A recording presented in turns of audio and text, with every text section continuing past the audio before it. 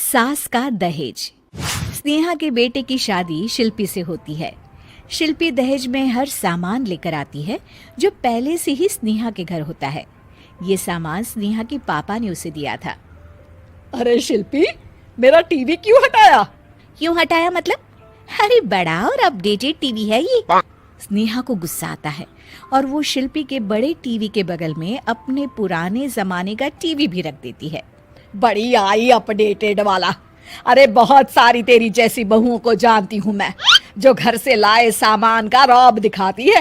ये ना समझ के हम भिखारी हैं। देख ले, हमारे पास भी टीवी है। ओहो, जो करना है वो करो।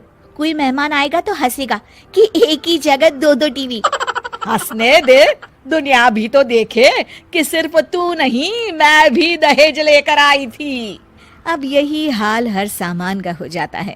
ड्राइंग रूम में एक साथ दो तरह के सोफे रखे होते हैं, एक नया आलीशान तो एक पुराना लकड़ी का। शिल्पी स्नेहा की इस आदत से काफी दुखी हो जाती है। एक टीवी पर रामायण चलती है तो बगल की टीवी में फिल्मी गाने, किसी को किसी की आवाज भी सुनाई ना पड़े वैसे। घर के दूसरे सदस्य भी सास बहू की इस आदत से परेशान हो जाते हैं। एक दिन स्नेहा की बहन उसके घर आती है और घर का नजारा देखकर हैरान हो जाती है। कहीं पुरानी फ्रिज के बगल में, कहीं नई फ्रिज, तो कूलर के ठीक ऊपर एसी। अरे स्नेहा, ये तूने घर की क्या हालत बना रखी है?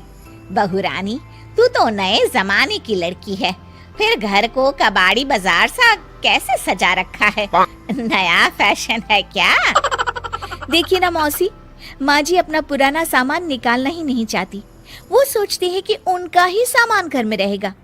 अरे बहन, तू इस मामले में ना बोल तो ही अच्छा है। मैंने बहुत सी बहुओं को देखा है अपने लाए सामान पर सास को धौंस दिखाते, और मैं भला किसी की धौंस को क्यों सहन करूं? मेरे पास तो सारा सामान है, और वैसे भी क्या कहते हैं, ओल्ड इज गोल्ड। अब क्या था, शिल्पी ये सुनते ही भड़कती है और जोर जोर से चिल्लाने लगती है। वाह माँ जी वाह, जरा अपना सोफा तो देखिए, ऐसा लग रहा है खुदाई से निकला है लकड़ी का। और मेरा सोफा देखिए कैसे लेदर की चमक और गुदगुदा सा है। अरे आपका तो पुराना धुराना सा है। शिल्पी देख, मेरे पिताजी ने जो दिया है वो उनकी निशानी है, उसके बारे में मत बोल।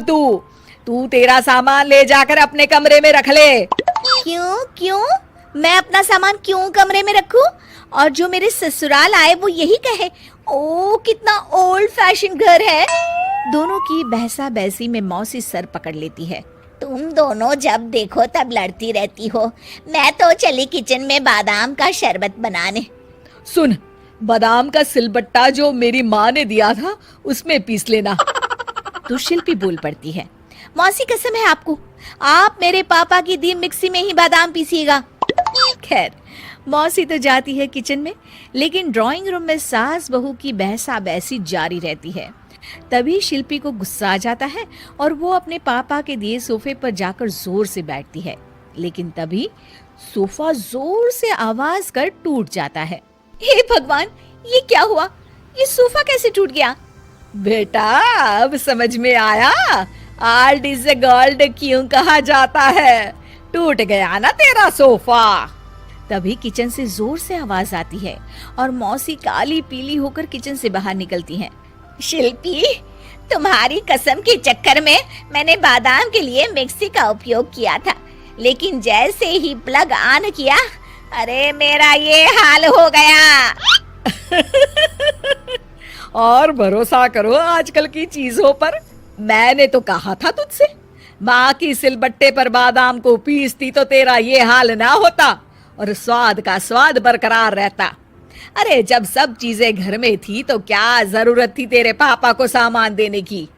वैसे भी बहू, आजकल दहेज वही मांगता है जिनकी खुद की काबिलियत नहीं होती। आप ठीक कह रही हैं माँ जी। मेरे लिए ये सौभाग्य की बात थी कि आप लोगों ने पापा से कोई डिमांड नहीं की थी, लेकिन मैं आपको समझ ही नहीं पाई। मुझे माफ करिए। अब इस घर में नई चीज तभी आएगी जब पुरानी खराब हो जाएगी।